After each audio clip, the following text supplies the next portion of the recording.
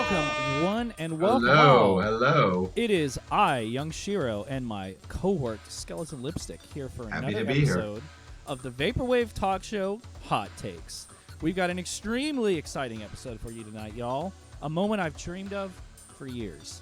We've got 18 Carat Affair gracing our presence with a tete-a-tete with us and you tonight for 2 hours. I can hardly wait to begin.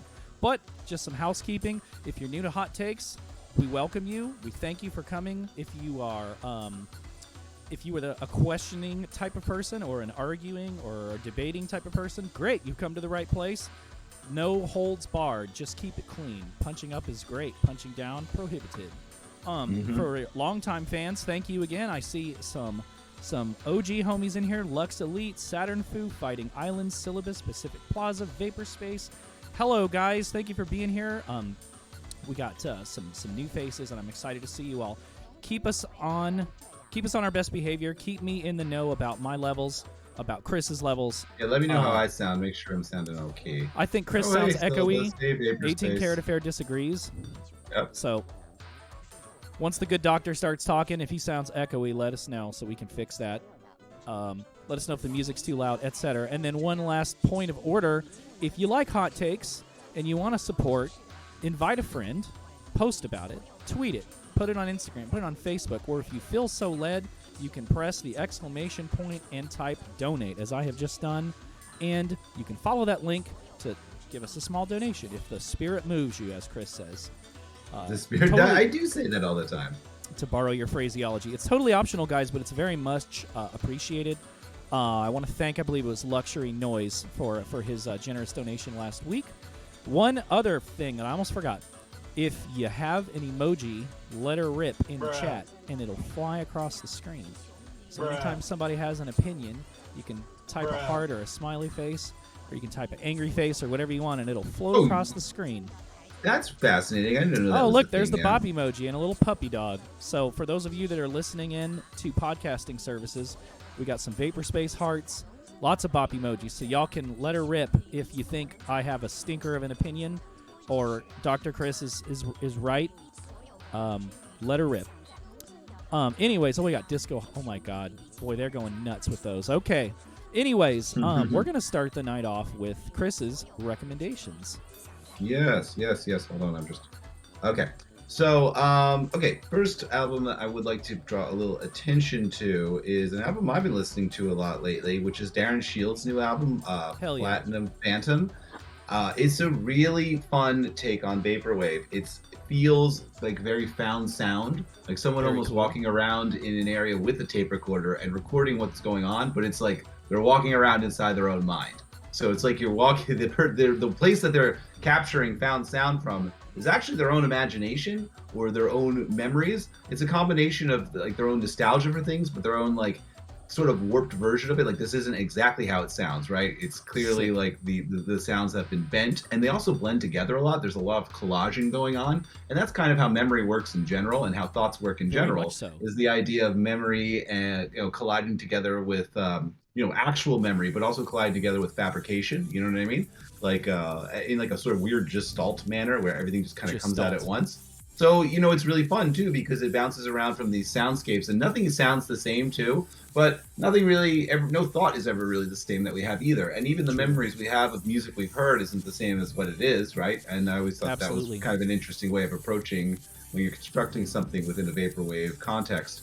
And I enjoyed the fact that sometimes... you think it's going one place, but then all of a sudden you get like a little pop song sort of, but it's like a vaporwave pop song, and it's so interesting, and it's a fascinating album, and it's a fun little journey. And like once again, I'd just like to recommend that album by Darren Shields, and it's on Pacific Plaza right now. Oh yeah, shout out to very fun Pacific person. Plaza. Yeah, I really appreciate Darren's approach to everything with this. I was supposed to help collaborate on one of those songs, but I got a little bit too short notice to do so. Yes. So, but next time I do want you can't to. Just crank them out overnight, huh? I can, man. I've been in a bit of a funk lately. Anyway, I've been trying to get some things done. I got a bunch of stuff coming out that will be done soon, but it's been hard for me to get things done lately. I've been going through some things, but I'm. And so, thank you. But anyhow, check out, I do want to work with Darren at some point very much down the line. But check out this album. It's Shout really out fun. Darian. It's really Get in the interesting. chat. It's very unique. And I like it. And once again, I'll just go back to how I described it. Like someone kind of walking around with a tape recorder, and the place they're walking around and capturing found sound from is their own mind. Another thing I'd like to recommend is, oh, sorry, pardon me, 1 second here. Somebody said Darian Shields is a character from Sailor Moon today. I think it was Sailor Moon. How fun. Not sure how true that is, but pretty cool. I want to recommend Device Operator's album, Cherry Fortune. Very cool. This is a very the fun BizKaz one? Is it on? It's on BizKaz? He's got a BizKaz release. I don't remember. I think this one's on Neon City, actually. Very cool. I think this one's on Neon City. It's a really interesting album because, it's a really interesting take on vaporwavy future funk. It's very stuttery. The beats are very complicated and intelligent. It doesn't go anywhere where you think it's going to go, and then where it takes you is really fascinating and fun. And it's a very bouncy album, but it's original sounding. Like, I don't really think I've heard too much that sounds exactly like it. There's these very the beat patterns and the beat grids are very stuttery, and they kind of you kind of have to like stick with it for a minute, and then all of a sudden when you stick with it, you find the groove that it's going on, and you're like, oh, very interesting, sir. I didn't expect that kind of groove. There's one song on it that I think it's called Mojito, and like I bump that one all the time because it's just so much fun. But it's really interesting too because like you look at it and it does seem like, okay, well, this is clearly like the imagery is very future funk, and so you think you know what you're going to hear by looking at it, and you don't. It does take you in a lot of different directions. And so if you're looking for something that's within the future funk genre that maybe, I don't know, is trying to do something kind of a little bit daring, honestly, check it out. Because like it is like, it is like challenging. And I kind of liked that I found it a bit challenging. So and then I was like, oh, this is very like, this has really made me want to go out and start playing around with some different types of beats and some different types of rhythms. So yeah, I'm going to recommend Device Operator's Cherry Fortune as well. And just one other person I want to recommend is Home and Office, and not even a specific album by Home and Office, but I just started kind of really getting into them lately, and they sound basically like a Microsoft Excel background soundtrack, but just gone kind of crazy and like developed a life of its own and kind of developed a personality, as if like the instructional CD, it's really like talented songwriting, and like it's really interesting. And I can't tell what's going on. I can't tell if this is stock music or if this is someone writing it. I think it's somebody writing it. I can't exactly tell. But Home and Office, home and then the ampersand office. I think it's all one word. And it's just been sort of captivating me lately because I am like, well, this sounds like, once again, as I mentioned, an instructional video for how to use Microsoft Excel or some sort of workplace software, but that has kind of like gone off on its own and decided to be sentient. And when it decide to be sentient, the thing about things that when we make these sorts of music where like something that's not supposed to be sentient decides to be sentient, we always kind of characterize it in sort of a dark way, and like a kind of like a scary way type thing. But really, this kind of is whimsical. Like, this is like it developed its own soul, and it's whimsical. And I kind of like that. Is it like a Pinocchio type, like wants to be real type vibe, or? You know what? Maybe. Yeah. Or not even. There's not much longing. It seems pretty secure in the fact that it is real, and it's just kind of like having fun with the fact that it's alive. And I like that. So I like that I'm too. gonna recommend that as well. Okay. Damn, you can review an album. Holy shit. I should have had you writing for TSQ Dance back in the day. Oh, I would have been honored, sir. One last thing before we talk about hot takes. The ad that you saw before the show started is for Polyglot's album. Y'all check it out when it comes out on Pacific Plaza, only Pacific Plaza Records. I want to talk about longevity and coming up in the scene and how there is no perfect pathway. This is something we talk about with every single one of our guests. It's been a conversation that's come up a lot in Discord servers that I've been in recently, and we've probably talked about it before as a previous hot take. But I just want to remind everybody, Rome was not built in a day. Chris, I think you can probably remember when you were just kind of like noodling around and you didn't really know much of anybody, and nobody was, I don't want to say nobody was listening to your stuff, but you hadn't really kind of like come into your own yet. You didn't have a following. And I certainly remember screaming into the void for years before Yes. meeting the right people like you and a handful of other people and just making connections and networking and making friends really more than anything. There's a lot of people, mostly people that are younger than us, which is, understandable that get really disappointed really quickly early on when they don't just come into a just huge, massive success with a physical album release on business casual, within the first year or so of producing music. And I just want to kind of just mention, I'm not an artist, but as a DJ and writer, it took a long time to meet people, and it's not something that you can force. It has to happen organically. I mean, you have to put in work for sure, but it's about community and friendships more so networking and like selling. At least I feel like there is a time and a place for that as well, of course. But I just want to, put in an encouraging note and, of course, have you kind of dovetail off of this when I'm done. And just remind everybody, don't be discouraged. Keep doing your thing. Some of your early stuff you put out, or if you're like me and you're DJing, some of your early mixes you're probably not going to like later on anyways. You might want to keep them back as like a Patreon fans-only type thing. I agree with Syllabus. Isaac, you are an artist. Oh, thank you, Syllabus.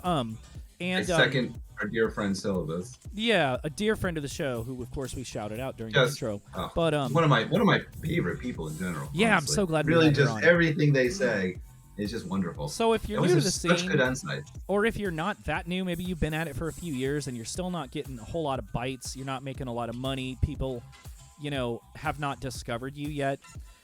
Maybe show your work to other people based on how you feel like it would integrate into their already existing interests and palette. Like, for instance, let's say you make a shoegaze album or a shoegaze-esque album. Show it to your friends that are into that, right? Don't just plug your album and dip in Facebook DMs or on Discord servers. Get to know people, make friends. I mean, Chris is way better at networking than I am, so I can't wait to see what your retort is. But make some friends and recommend your things to people based on their interests. And it'll happen. Do it for you. Don't do it for the fame or the clout, or definitely not for the vapor money, as a DJ Sugar C would say. Anyways, what do you say? What do you think? I agree with everything you just said. I actually want to give another dimension to what you just said. So here's the thing. Eventually you do kind of end up meeting people and networking and making a lot of friends. And, well, that's DJ Sugar C is here. He said hello to that. Hell yeah. Yeah, check out that album. Anyway, my thing actually is that, eventually you kind of do get there, and you do make friends, and you do feel like you're part of a community, and you do get a little bit of a following, and you do network, and honestly, the tough part that happens after that is you get tired, or life gets you a little bit, or you get down, and then you kind of, sometimes you're like, well, now you did it. Now you did build a little bit of a following. Now you did make a bunch of friends, and now you're like, well, now I'm tired, and if I don't keep this up every day, am I going to lose all the ground I've made? And trust me, I've gone through that. That's a scary thought too. I go through that sort of feelings all the time. For the last I don't even know how long it lasts. Fucking 12 years that I've been doing this in this world. Right. And where you go through these phases where you're like, I'm going through one right now where I don't have the amount of output that I have, or I don't have the amount of presence I've had. I occasionally have had in the little vapor sphere. Because, I've been I've been going through some life stuff. You know what I mean? Yeah. Still going through some life stuff, still figuring out some things right now.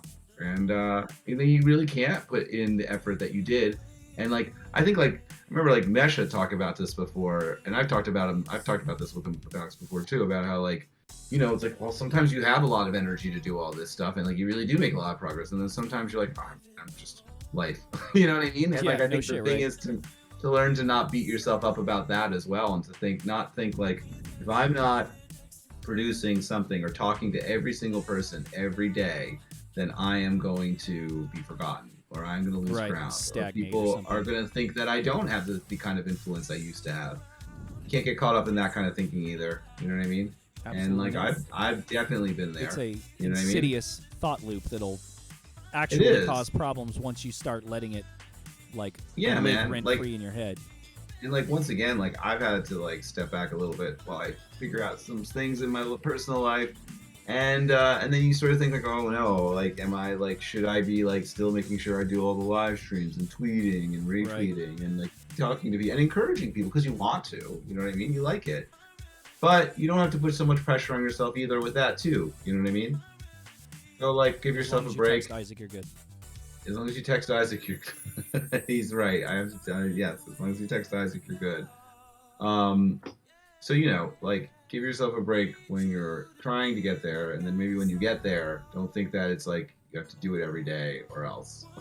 No, just do it when you feel like doing it. Whatever. Like exe to MP3. Someone ban him. Oh, it says leaving Isaac on red is self-care. Oh no. Something. No. Well, no. What do you say we bring our good friend 18 Carat Affair on to see what they think about that? Because I want to say they brought a new album out not long ago after a short hiatus. Anyways, the great. moment you've all been waiting for. Ladies and gentlemen, Mr. 18 Carat Affair, go ahead and unmute yourself, brother. Hello. How you guys doing? Wow. Love doing great, Dennis. The visual setup, my guy. Yeah, I got all the machines on here tonight. Damn. Oh. I as I told you the other night, I would not have expected anything less. The chat is going wild, by the way. Can't see it. You can't see it? Just put it up on your phone, dude. I don't have I just have kind of the visual stuff open. Let's not dogpile Wait, on you 18K this early on. You could open it up on your phone. I don't have a phone. I'll take a look. I actually live in the But it's fine. What do you think about what we talked about? Did you struggle to come into your own? Did you? What was your experience? Because Chris is going to ask this eventually, so you know. Like gaining traction with people listening. I want to know how the traction started and how long it took, and if you ever came to a point where you were discouraged or. Sure. Not so much. I think music. To me, music's a kind of a personal expression. Very much so. It's a kind of a long game. I like to think of it as like seeds you're planting. So with every album, especially at the beginning, I feel like there was less people listening. There's less ears that you have to be considerate of. It was a lot easier to just think like no one's going to care about this. No one's going to hear it. So I'm going to turn everything up to 14. Okay, so you use that to just kind of like no holds barred. I shouldn't say I used it. It's just, when you just start something, it's amorphous. It's whatever you want it to be. You're still trying to find yourself and the techniques you use. The first thing I put out, like I recorded in high school throughout 2005, almost to 2010. Wow. And amazing. I was using it was like a Boss digital 8-track. Oh yeah. I think it was Fostex. Fostex. Yeah, but it had all these like terrible amp simulators. Like I had no idea what I was doing. Damn. And so I was just recording the songs through influence and through what I liked. And in that time, the internet music world was run by like blog spots. Yes. Yeah. Very much so. It was. So occasionally, once I found more of a fitting sound and kind of combined the right influence to a workflow I liked, I think I sent that out to a blog spot. And that was the first traction of someone being like, somebody check this out. And it was like 4 people liked it. And it felt, I felt like I made it for a minute. Like validated. That was like, when I started making music, and it was also obviously the same time as you, it was around, blogs were the thing. And I remember thinking to myself, like, if I can just make something I'm proud of and send it to one of these blogs, and if somebody writes one thing about me, then like I've achieved everything. And then anything else after that is like is excess and wonderful. But like if I get one person to actually put the time in to write some beautiful words about what I've made, then that's that. That's like the biggest goal I could ever achieve. And now everything after that is another fun thing, but that's really cool that someone did that. You know what I mean? Yeah. And it's really sad that we don't have those kinds of blogs anymore. Right. That's I miss those days lost. too. Yeah, the digital marketing game has an odor today. Yes. But that's pretty much it. And I've always kept that mindset of I've never tried to make things for an outcome. I fear expectation to a degree. Mm-hmm. It's a lot easier, I think, to naturally, create sounds you like, put out albums that you enjoy, that you like listening to, and Absolutely. over time, people find them, and you get a natural fan base when people hear the authenticity and what you're doing. Whereas you can take a shortcut through labels, but oftentimes you get trapped by, figuring out what you want to be, what the label wants you to be, and money and deadlines. And Right. so I don't think, some people work that way. Some people want to be on a label, and their initial, their compositional mindset is like, I want to make this to have, this outcome. But I've never thought that way. I amass recordings and I put them out. It takes a little bit longer now with life's responsibilities, but that's the viewpoint I have. I think that's a really good Yeah. perspective. So, I mean, that is the thing that happens is like, the more we do this, when you first start, you are a bit of like a ball of energy, and it is amorphous, and you don't know what the shape of it's going to be, and you don't even exactly know what your identity is as an artist yet. But every time you make a song, when you're starting, you're like, you get closer to figuring out like who you are. And I remember like sometimes you'll make an album or you'll make a song and be like, okay, this is like getting closer to who I am. And then once you start to figure out something that really, I don't know, is that representation of your inner self, you're like, aha, I got to remember that. And like, that's something I can kind of share. This is the first thing I want to put out. And then once you find that a little bit, you kind of do like have this, you're energized and you can put out a lot of stuff. And, because you've sort of found a little bit of yourself, but you haven't found an audience yet. So there's all this energy to keep releasing and releasing. And then you kind of do get attention. And then, you start getting older and time passes and it becomes a little bit more difficult to have that same energy you had in the beginning. I don't know. What do you think about that? It's yeah. I mean, I still have the same like approach and energy. To a degree, I feel like you're met with some invisible, almost like phantom that workflows with you. Yes. Where you'll start at square one with an idea or a concept or some chords that you're hanging on to, and then by the time you imprint the song on tape or you record however you record, and there's this weird thing at play where by the time you start something from step one and by the time you're done, there's always an element where it's like, I surprise myself with, this is how it sounds, or this is how it all came together, or this is how. So it's like you're kind of like 60. You're in control for a good amount, but I think that as you work on something and once you put it out and once it exists, once it's burnt into a timeline, it kind of becomes a stranger to a degree. Like it's its own thing and it grows its own way. But back at step one, when you were thinking about it or recording it, you're unaware of how that outcome looks. Or at least for me, not for everybody. Fascinating. Yeah, that's very We have interesting. a lot of questions already backlogged in the chat. If it's okay with y'all, I'm going to run one or two of them by you.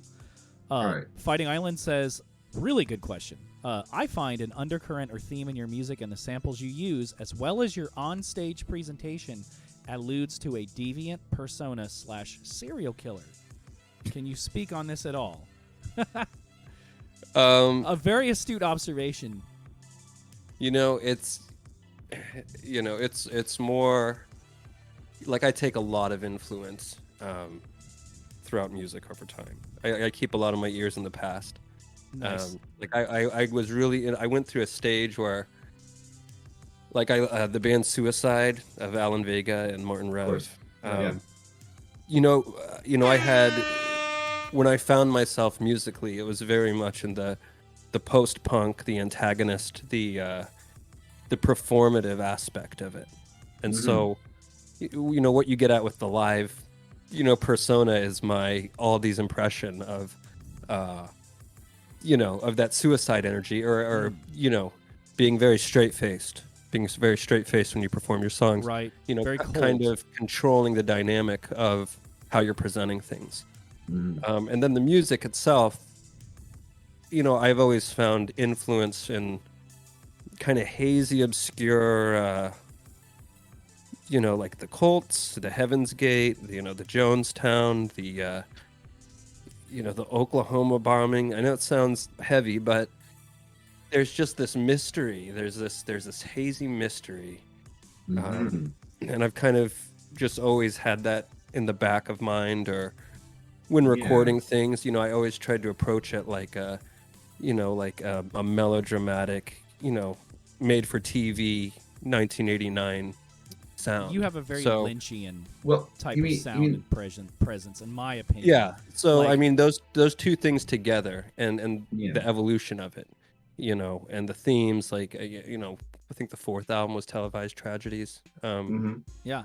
So again, there's that invisible nature where it's like I'm just recording, I'm creating sounds, but there's some psychic energy. And it's a little Um, unsettling. Yeah, Very I mean, romantic, but very unsettling.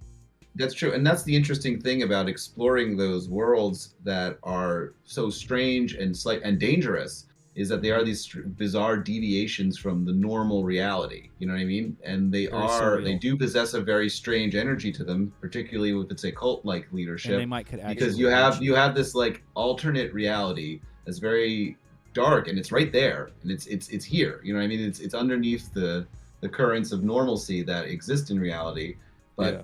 You know what I mean? So like, drawing from that is an interesting realm to explore. And also like kind of like the sort of stuff that I actually like the best in vaporwave, in the vaporwave world, is when people do like use these sound collages and these songwriting techniques to sort of see that that invisible world where there is a little bit of danger and a little bit of unsettling, qualities. Mhm. Because honestly, I do think it makes us confront some ideas that this is not, that there are different energies out there, different ways of viewing the world, and it can be very dangerous out there and very interesting, and kind of, I don't know, just Yeah. push us into different mindsets, and those things are worth confronting. You know what I mean? I think they build something in us. You know what I mean? Yeah, it's just a different like memory palace. It's Memory palace. it's it's hard to explain. It's just like There wasn't as much hyper connected, what we have with the internet now, where when you Right. wanted to find music, it's like you had to find somebody who knew about that music. And I'm an That's- older guy, but it's just a different shift, like when I think of Waco and I think of these things, these people were very happy. Mhm. That like there was Right. no The Branch nefarious, Davidians. like it had an outcome that was emotional and strange, but all these things, these people, they're on an island. They can't pull up Google and kind of search around, and it's kind of like Plato's allegory of the cave. It's like you're in that mode and you're in that moment. And I think that's been an influence to me, is the pockets of how people have just been on their own islands throughout culture and throughout Sonic. time and throughout history. Yeah. And it's a bit different today, where everything's hyper. You can explore everything. You got every music catalog in your pocket through Spotify or streaming or Bandcamp searching, or there's not as much of a bleak, a yearning for how can I? It's For just in your mystery. pocket. Yeah. Yeah.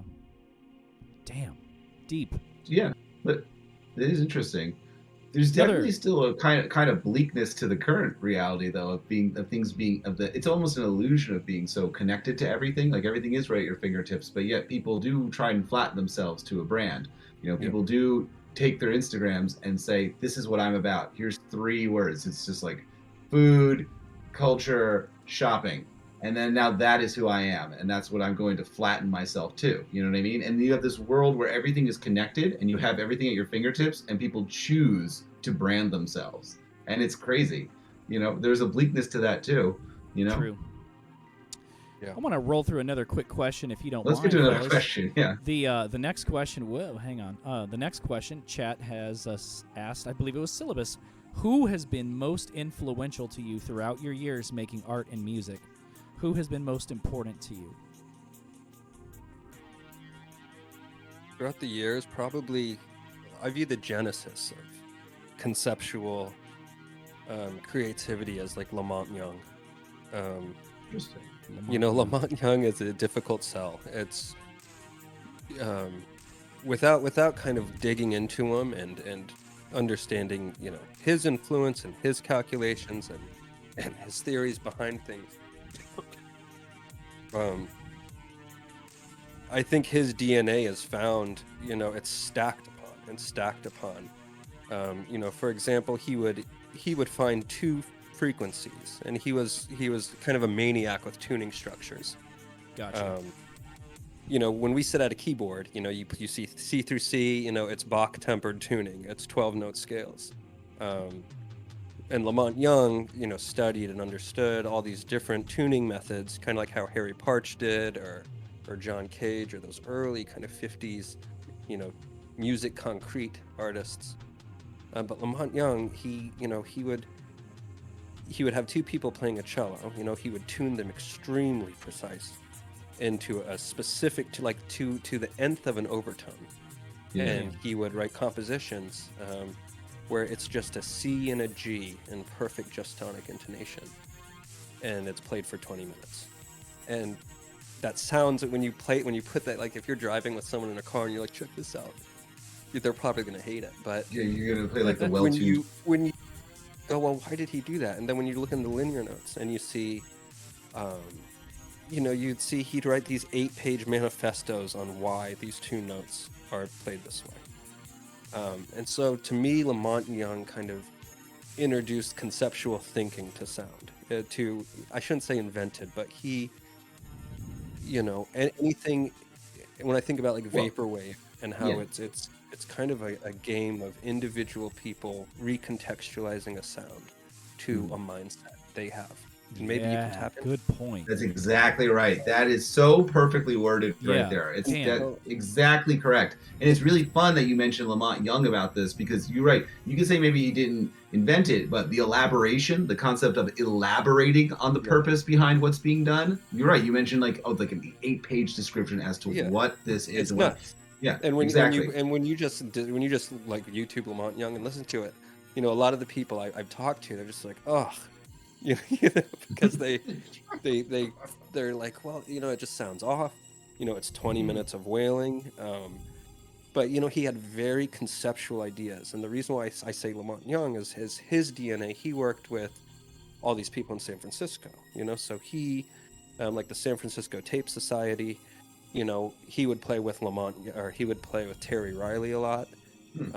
They both invented, you know, this was before we had delay system. This was before you had delay pedals, delay anything. Oh, wow. And so their idea was, you know, more so Terry Riley and an engineer he worked with had the idea of, hey, if we take a tape machine and we cut a loop into it, you know, it can be a minute, it can be 40 seconds, it can be 9 seconds. You cut a loop and you take two tape machines and you mix it so the first one records and then the second one plays back, and it kind of loops, and so it gives you a very unique delay system that he called time lag accumulation. Time lag accumulation. And I've used that in all my albums. I've, you know, where it's a psychic energy. You sit down and you play a note, and that note comes back 8 seconds later. And so everything is based on a loop system, on a tape loop system. That sounds lovely. And so for my music, you know, those two guys, kind of that early tapes, San Francisco Society has always been in the fingerprints of stuff. Some people are like, well, why is your song 28 seconds? And it's, you know, it's due to that because of a length of tape. It's just a circular piece of music that you can endlessly overdub, and every time you add a note, a vocal, anytime you add a sound, the tape slowly decays into a ghost of what it was. And so all the albums are recorded in that process, and I just take snippets of them and kind of structure the albums, so to speak.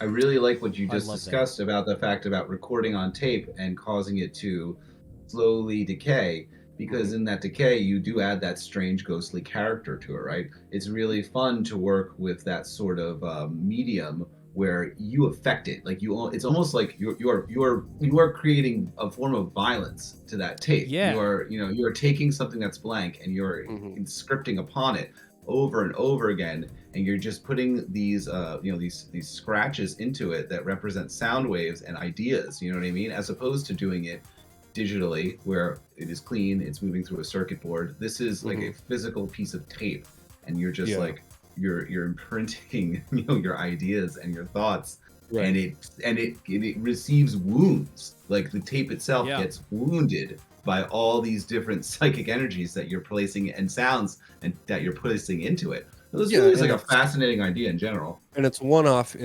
recording, which, because the question was what's influenced, and that's the process. Like Terry Riley would. Terry Riley, check out an album he did called All Night Flight.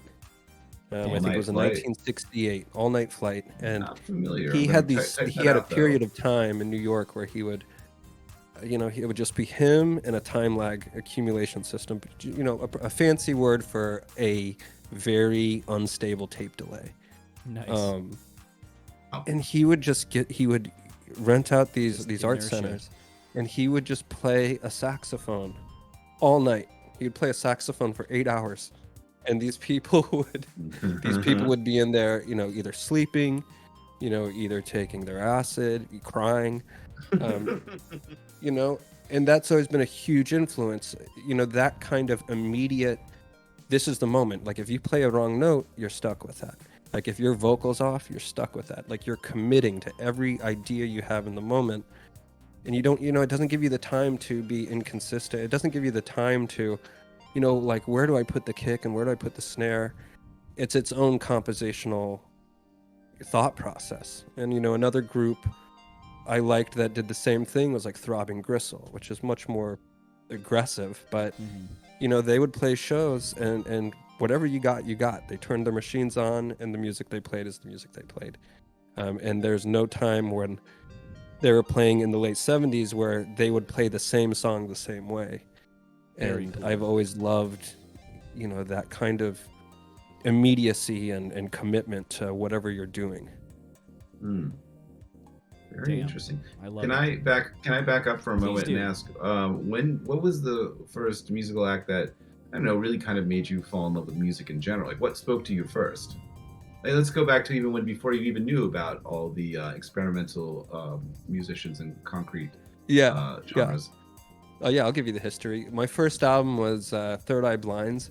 Oh yeah, nice. Semi-Charmed Life, and I remember that was my first album. It's a pretty good album. There's a lot going on in that album. I was like, this is mine, Yeah, wow. I think I had Jagged Little Pill. I had, I was a product of the environment, whatever was on the radio. Yes. And so it wasn't until I got, I had a hit clip, like I was recording Bone Thug songs on an Iowa boombox. I had a new metal stage. I had 2 Insane Clown Posse albums, and I would listen to these things, and when you're, maybe if you're young, maybe now, but like you play a song and you hear the part you like, and so you rewind it so you can rehear that part again. Yes, absolutely, for sure. So it wasn't until I, kind of approaching high school and searching for music, and then I kind of found The Cure. I found post-punk music, found Joy Division, found Bauhaus, Beautiful. Found these very, they made you think. They had icy cold sounds, and all those like Joy Division in Manchester, like you had Martin Hannett, who I think is really important.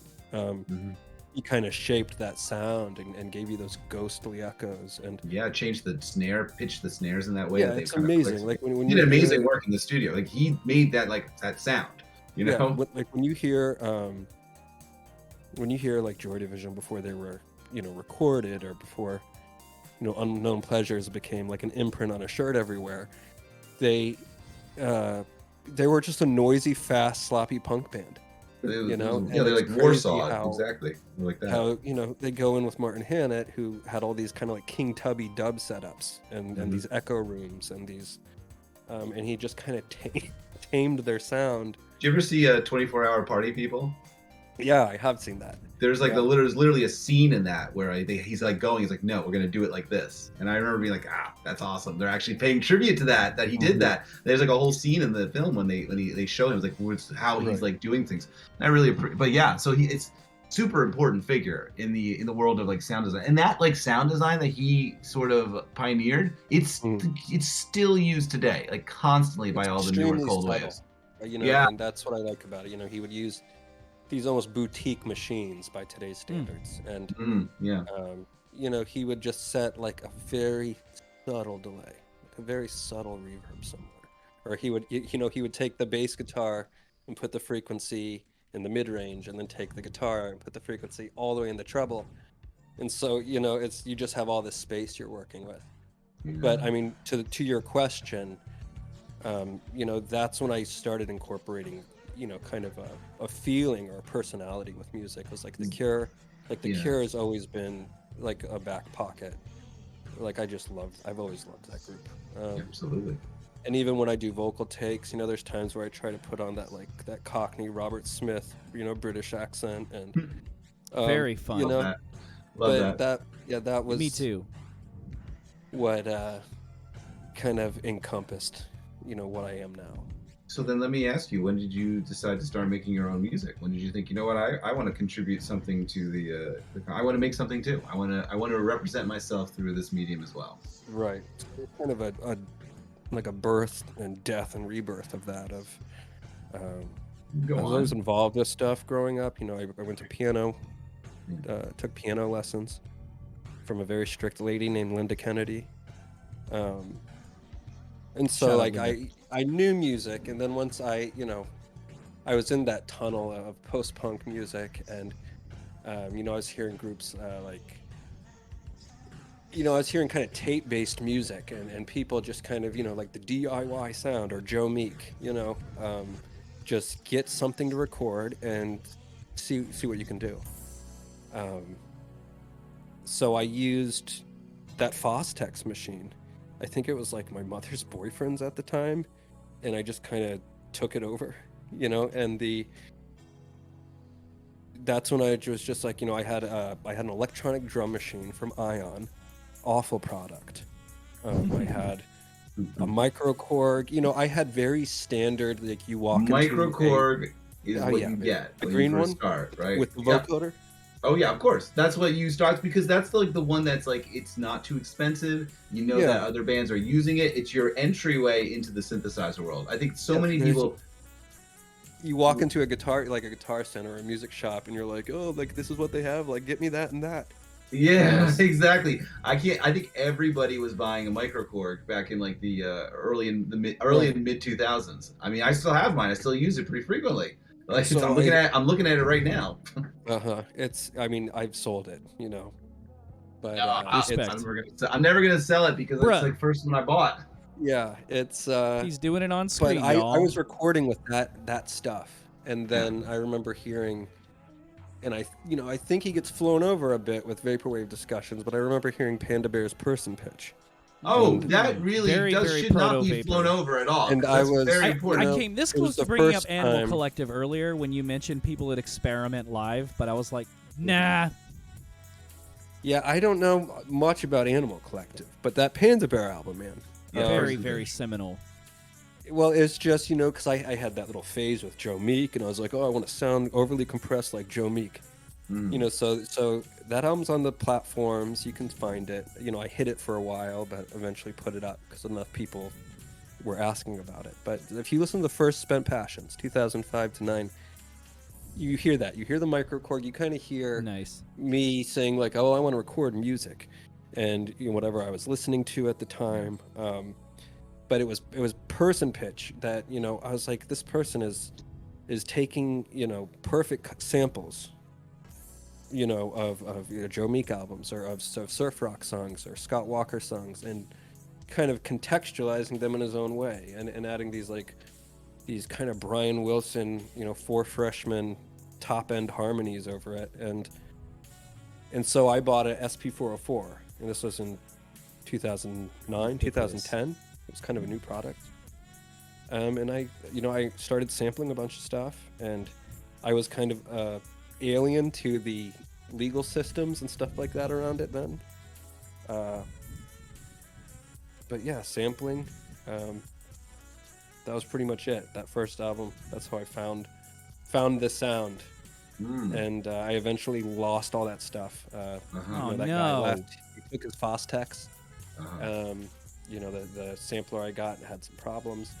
So I the way I found my 18 Carat Affair sound was just necessity. I had a VCR machine, and you can record audio to a VCR machine. I had a little micro cassette player. And so I would just continued the idea. And I just started recording the tape and filling tapes up. And I've never stopped. Like, I'll buy a tape. I will fill it up over time. And then I will rearrange what I like about it and kind of cut out what I don't like. And then I'll spit it over to, the VCR to master it. Oh my God. And I've always had that bad habit.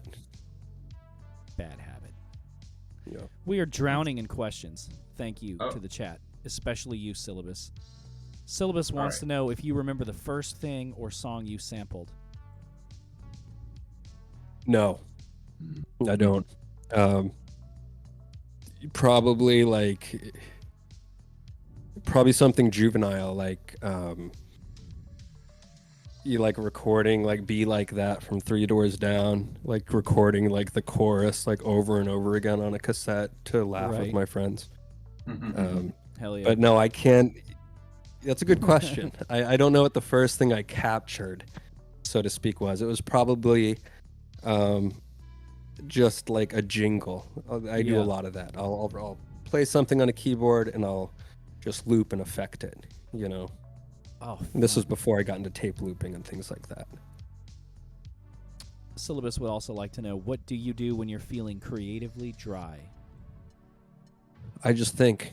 I take a break. I don't touch things. I don't try to force a creativity. I just sit in the sun. I talk to friends, talk to family. Just search for things, search for inspiration, be it I find a lot of inspiration in old programming. We're just going through tapes, going to Goodwill's, finding a bunch of tapes. Any particular favorites? Seeing what was important. Yeah, seeing what was important to someone at some time, and finding a way to catch that emotion. And then eventually, it all kind of comes back, and you just continue. I like that. I like looking for things and trying to find something that captures an emotion and a feeling from the past. You know what I mean? This little relic of sound or an image or video or whatever that was important to somebody, and that's because it's charged with that energy. Do you know what I mean? You know what I mean? Palpable. So it's interesting to study it and to sort of possess this strange artifact.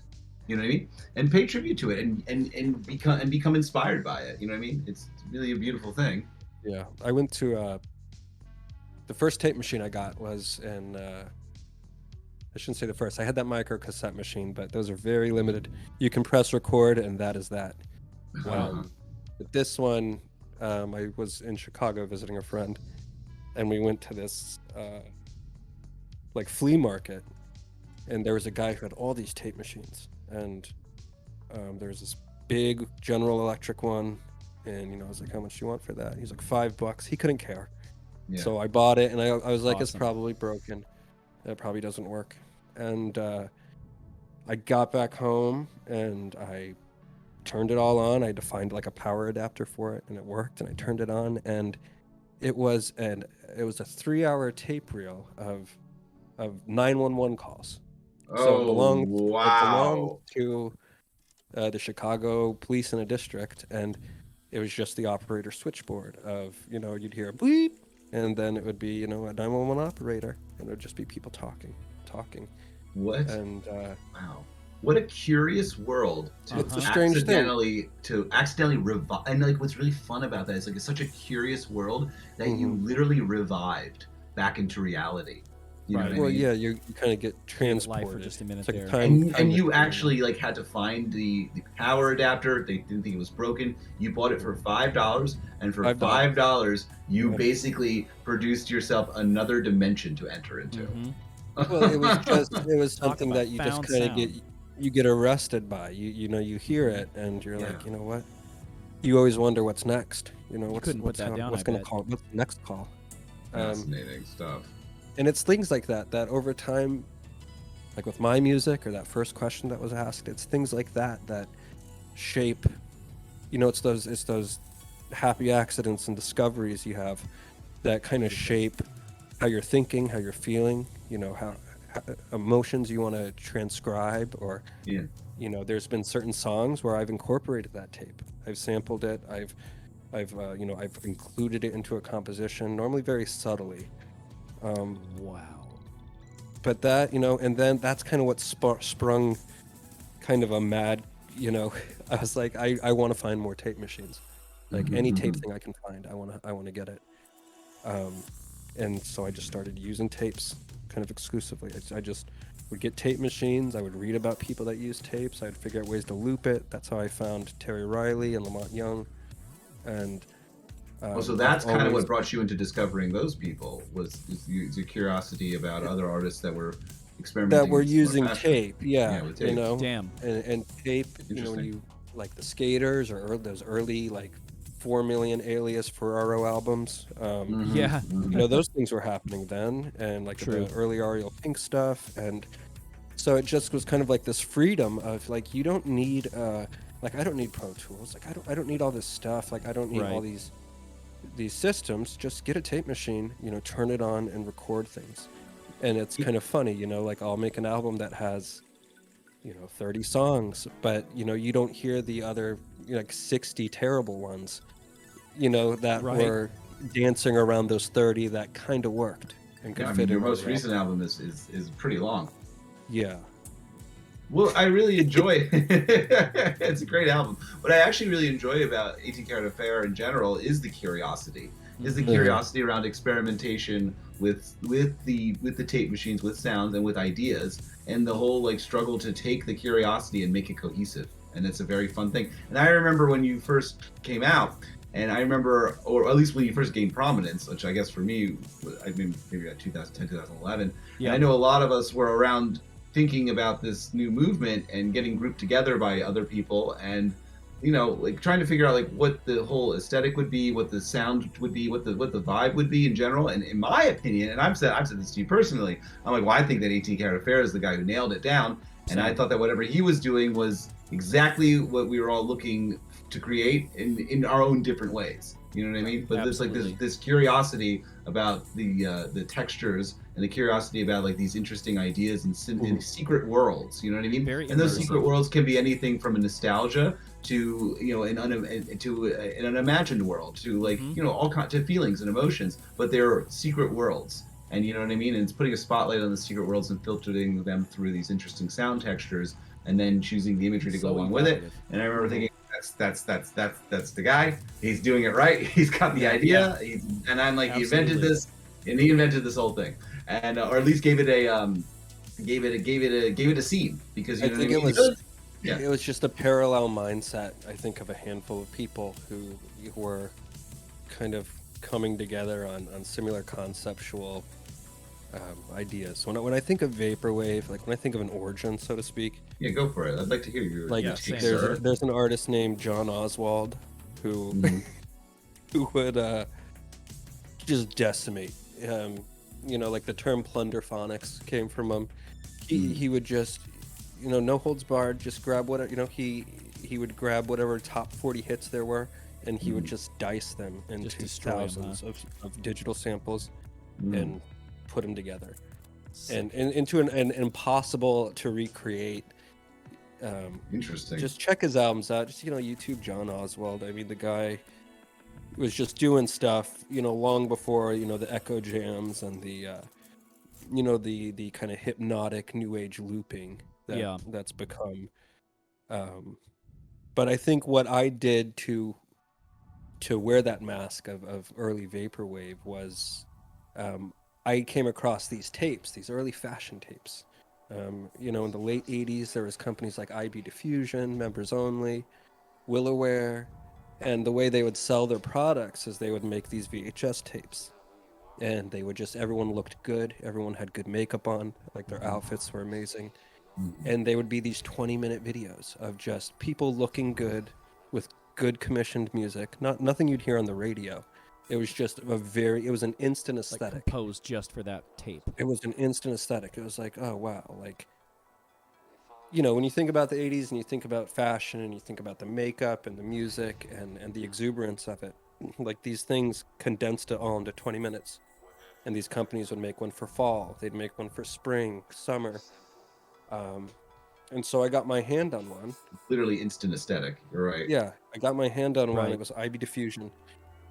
And using my little tape machine, you know, I took influence from that fashion tape and the music that was on it.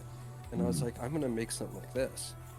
You know, so Perfection. the first album, the first thing that kind of went into the 18 Carat Affair sound was an EP called North Cruise Boulevard, which was just kind of, again, it was finding a concept in like a Miami. It was like a still frame I had in a video of like Miami Gotcha. that was being filmed, and it just had a look, like it had a feeling, like the neon lights.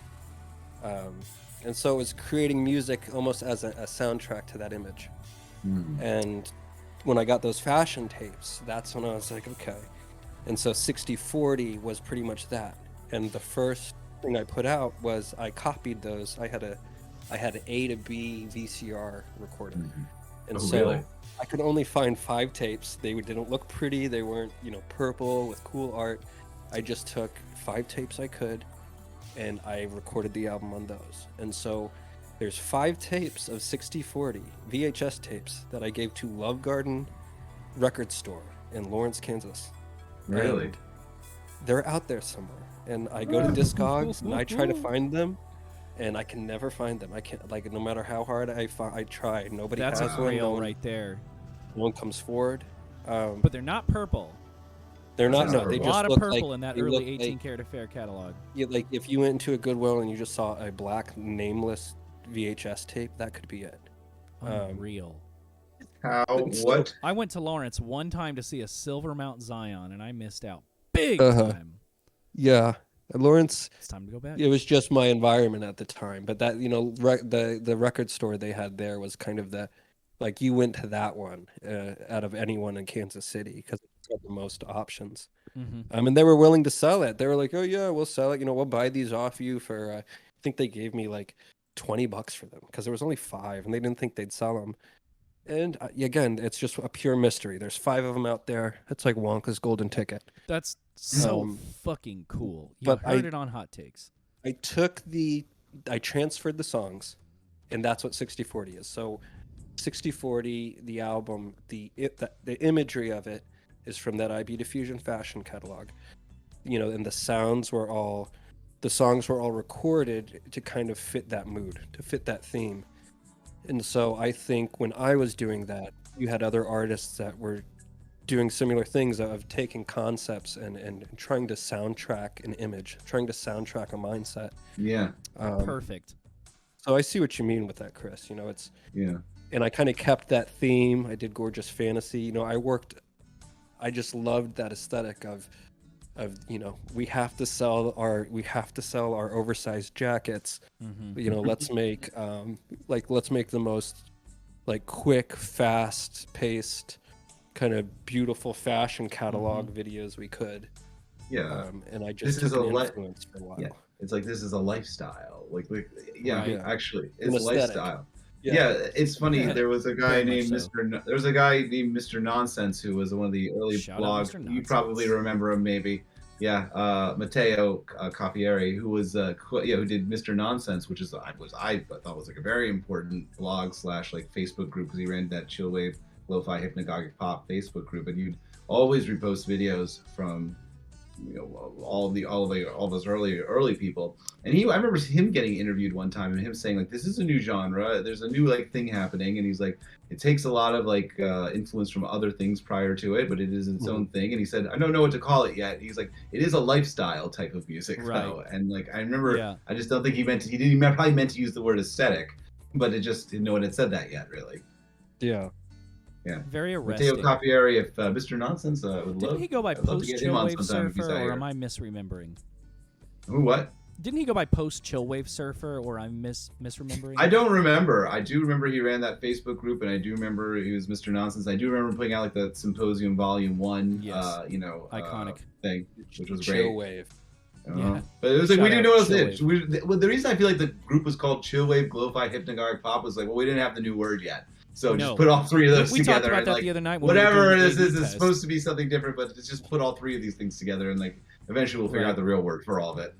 But anyway, you know what? I want to get to one thing. We've been talking a lot about tape machines. Now, I think that's one thing interesting is that you're recording all this stuff directly into tape. You don't use Ableton. You're not using these. You're not using those early albums where it wasn't so strict with tape as the recent ones have been. Really? Yeah, like again, I was kind of transitioning from, of course, like loving person pitch, so 60/40, a lot of that is recorded. I used a Juno, rest in peace. I used a Juno 6 for a lot of that stuff. I had a beat up Lindrum 2 LM2, another thing that's a rest in peace instrument. It was just so weird because at one point that like nobody wanted that stuff. Nobody wanted it. Nobody wanted a Lindrum. You could go online and you could get them for $95. Oh yeah, for sure. You could get it for nothing, and now people are like, "Yeah, this is it, man! Like $2,000." And so yeah, a lot of the early, like the first 3-4 albums, there a lot of it was just live. It was recorded to tape. Some of the samples were intentional to loop. Most of them, and how it's been throughout a lot of albums, is again, I will just fill up tapes. I'll fill up tapes, and then I will go through them. I'll find what works. I might speed something up or slow it down. Of course. With like a pitch knob on a Tascam. So it's weird, like how there's things that I can't tell now. Like people will reach out and they'll be like, "What's the sample in this song?"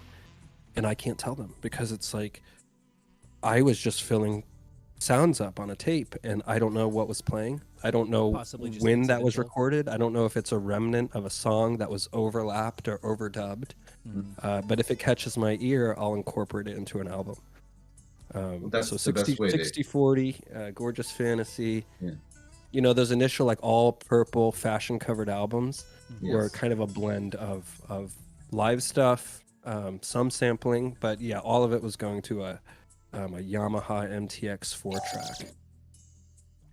Thank you for the donation, Dr. I Cornwall. do like the fact, I like your approach to the point of you're filling up the tape and you're not being as cognizant aware of the tools that you're using to do it.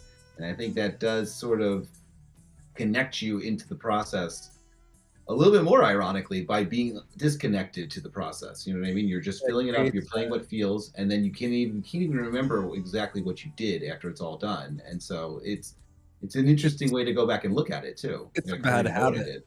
It's a bad habit. Yeah. I mean, people will be like, "Well, how do you get that sound? Like, what are you using?" And I have to tell them like I'm doing what you shouldn't be doing. Like I'm right.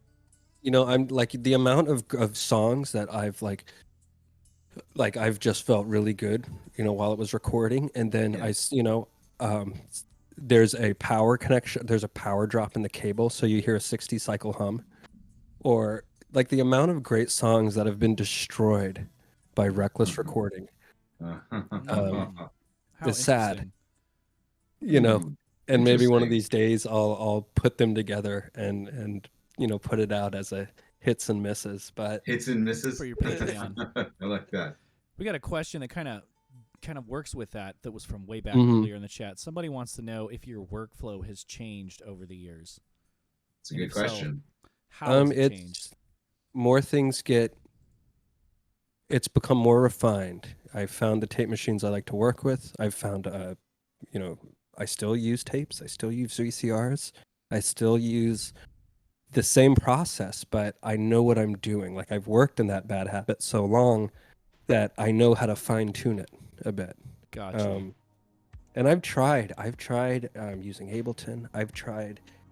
I tried going a digital route, and there's, I just appreciate the immediacy of pressing record and playing something, or just seeing where it takes you. Whereas with Ableton, sure, you can do that, but you're kind of in a box. You have to click on something. Right. You have to arm a track. You have to make sure when something clips, you have to say, well, why is it clipping? And you have to add a limiter, and you have to, and it's really ironic because I went to college in engineering and a jazz program in Kansas City. Wow. And so, my instructor and the head studio engineer at the time, he's no longer here, but he would always just be disappointed because I learned how to use like all these systems and record in the box and use Pro Tools and live track big bands and things like that. And he would just scratch his head when I was like, yeah, like now bounce that to the 4-track 2-inch cassette. And and they would always be like, why are you doing that? Like, digital is better, man. Chaz jokingly asked earlier what your favorite VST was. I used when my Juno went out, I used like an Uno. It was like Tau Uno. Gotcha. I don't know if people know what I'm talking about, but it's one of the hundreds of Juno 6 emulations. And it's pretty close. You can tell, like, the Juno 6 has a very magic square wave. Just the square wave and the chorus button. Sorry about that. I just lost my internet. It's all It's good. very We missed you. interesting. Like, when I it's think okay. about... Just connected to my phone. One Etrix Point Never's early Juno albums, like, he would use Yes. a lot of that, just like square and chorus. And it just Right. has it's just got a magic tone to it. It came I close. miss that You know, old VSTs are close, but you have to make up for it. You have to saturate it. You have to put it on something. You can't just, if you just record it, the It sounds too inconsistency's not perfect. there. Well, I think that's the difference. Like, people argue a lot about older instruments, or like the original 808 compared to the Behringer 808, and I think a lot of the times people just don't think that electronics age and they get dusty and their circuits bleed. Like, I used a Yamaha CS70, and it's so old that the circuitry is just busted. And it's got this very floaty, I think Boards of Canada use one. Yeah. And it's just got this very woozy, it does what it wants. So like when you play a chord, like there's so I much love that. noise in the electronics that it bleeds and bends and drops the audio. And I think That is working delicious. with instruments like that, like late 70s instruments that are on their way out with old electronics, kind of have an immediate magic sound to them. Yeah, that's interesting. That decay gives it a lot of character, and I like the idea of it does what it wants. You know what I mean? Yeah. And you're working You with leave it up to the entropy. the instrument. I want to say You know, soft the instrument is replica working asked. with. I'm sorry. Go ahead. Yeah. You guys, My you, man- guys, you Yeah. guys are hearing Chris, right? Just making sure. Thumbs up in the chat Yeah, if you guys hear Chris. You hear me, Okay, good. Talkie? Yes, I hear you. Okay. Sorry, you dropped for a second. We're good now. Oh. Soft Replica had a question. If you didn't do music, what medium do you think you'd use to express your artistic vision? And do you make probably- other types of art? Probably video. Kind of what I'm using now. I've always just loved. I've always, watched those like old MTV videos or Sesame Street. Just these kind of hazy. Like, how do they get that? How do they Right. animate? How do they do things like that? So I'd probably learn a bit more with animation and try to figure out how I could use that as a medium instead of just music, which I kind of do now, and I did with the Crystal Ball video. but you know, Yes. it's very crude editing. It's just like the music. It's just abrupt clips. It's abrupt tape splicing. Um, you know, that's Gotcha. one thing I will say to people is Massacring. if you're confident, if you like what you're doing, you know, let people give you an opinion, but just smile with it. You know, the amount of times I've heard like, oh well, like these songs are too short, or people DM me like this That song was is brought up in the Twitch nice, chat. but it's only 10 seconds. You know, dot dot dot. You know, so on these last 3 albums, I just did more of that. You know, it's fun to have a track with 30 songs that are just little ideas, instead of, you know, just tearing your hair out and you know, making 5 what you think are perfect songs and hoping that they catch on to a demographic and things like that. So just be true. If you like the sound you're making, if you're comfortable in your idea, you know, just live in that and be comfortable with it. Yeah, Wise that's words. very good advice for everybody. Rail wants to know what was in your briefcase when you performed at Electronicon 2. It's a mystery. Can't tell you. Never saw No, that it one was coming. I had an OP1, very short-lived Oh, yeah, life the with an little white OP1 from Teenage Engineering, and I had a Octatrack, which is the equivalent of brain surgery. I hate the Octatrack. I was like, I knew the problem is with I don't play live shows because of these methods I've described to everyone. Yeah. It's very difficult. Like the lyrics to my songs are on the spot sung. I don't write Wow. them down. I don't have you know, I don't have a recall function, and so I would have to listen to the songs, and you know, there's some words that don't even exist. And it's something I've always loved from like the Cocteau Twins. It's like you don't need words. Yeah. You need an emotion. You need Yeah. harmony, and you need, you You know, just create something. you need And the emotion, so the heart. It's I almost kind better of when had people don't know the words. a panic energy when, you know, Right. George is like, you know, play these shows. It's gonna be the biggest gathering, and I had to figure out like, what can I bring? Because I don't want to just bring, you know, I'm not a laptop guy, so what can I do? Right. Yeah. My SP404 has been dead for a long time, so I bought Yeah. the Octatrack, and I had to learn it in 2 weeks, Yes. and and I, you know, I went through the tapes. I went through some of them were MP3s because I didn't have the tape like original recordings, and I just sequenced, you know, like these are the songs people like or they reach out about. You know, I'll try to make it work, and I just used the briefcase because it all fit. It was easy. It was clean. It was iconic, is what it was. Yeah, and it's also another thing I took from Throbbing Gristle. You know, Throbbing Gristle, when they would play their shows in the 70s, it was 4 people, all with their own briefcase. And people always wondered, like, what the hell is in that briefcase? Oh, that's really And, fascinating. That's what and that is kind of almost a callback to a little Yeah. bit, or yeah, I homage mean, to. Like, wow, I didn't know that. That was it's one you interesting. know, What a they whole all fun had layer. briefcases, and what's fun with them is Chris Carter, the guy who did a lot of like the keyboard stuff. He's a pretty smart dude, but he developed machines for all of them that they call gristalizers, which is pretty Oh, much that's so cool. it's just an endless LFO that can cut through audio. Like it just eats you alive. If you hear a Throbbing Gristle song called Hamburger Lady, the vocals, that one. Ooh. yeah, the vocals, there's a trumpet. Everyone is using a gristalizer, and it It's sounds like considered it's like one of gap. the darkest songs of all Yeah, time. and it's just them using like their briefcases of custom, you know, Wow. mysterious gear. And so I tried to implement that for the show. Oh my god.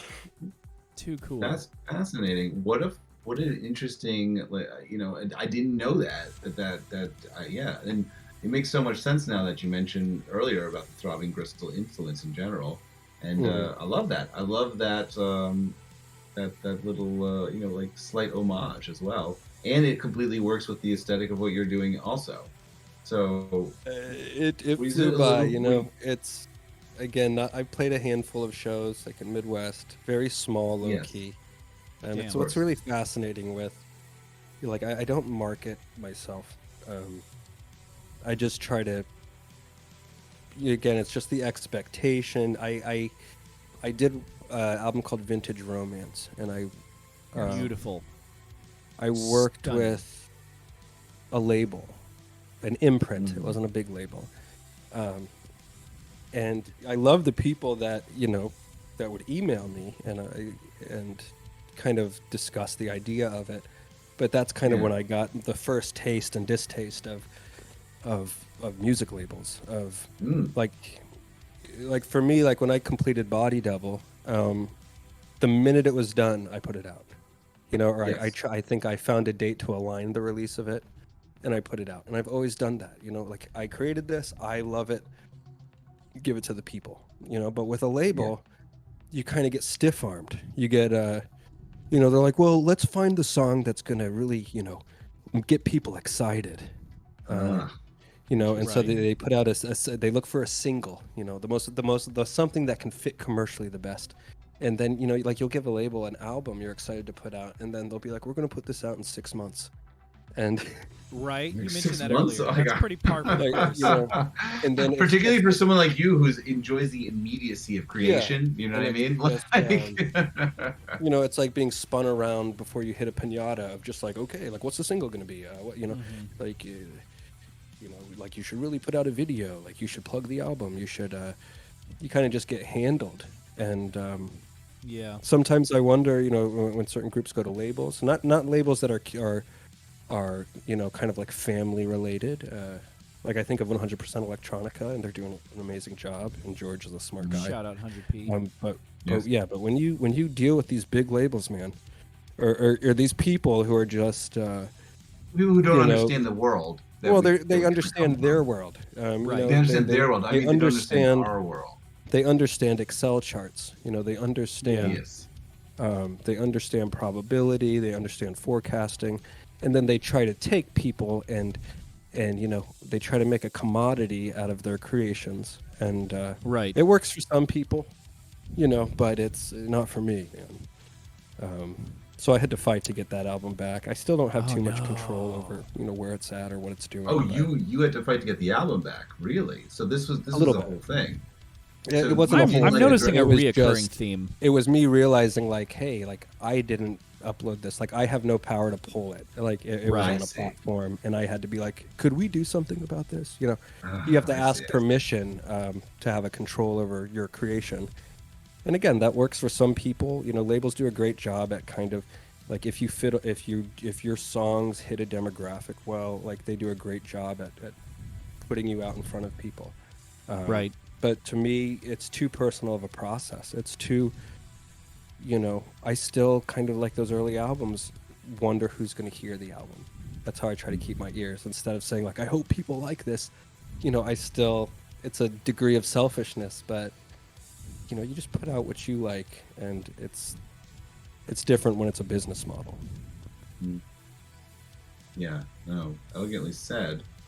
So you would probably, do you think you would ever work with a label again like that? No. Yeah, I imagine that was probably not a good experience. It wasn't a bad not one. rewarding. It's just, like it's to not have control over something you've devised is an interesting feeling. Especially something so intimate.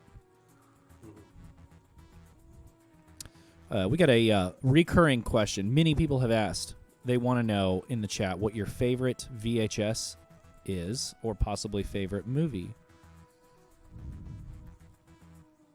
Oh man, I have a tape of Housekeeping. Oh, nice. That is just every time I play it, it just gets eaten up, and so you get. Oh no! You get tape drops in it now. You get I also have a movie I love called Meet the Hollowheads, also known as Life on the Edge. That's a very interesting it's film. hard to find. I think there's some bootleg companies that have put it out, but Gotcha. I mean, that tape is so old, and it's just it's like a lot of the set design was done by like Memphis Milano designers in the late 80s. The music is bizarre. I think it was a Fairlight. You kind of like Liquid Sky. Oh Like, yeah, we it's talked just- about that on literally the last episode, I think. It's just like a bizarre, like you just can't look away from it, and it's got Yeah. all these actors you've seen kind of as smaller roles throughout films, in the 80s. Yeah.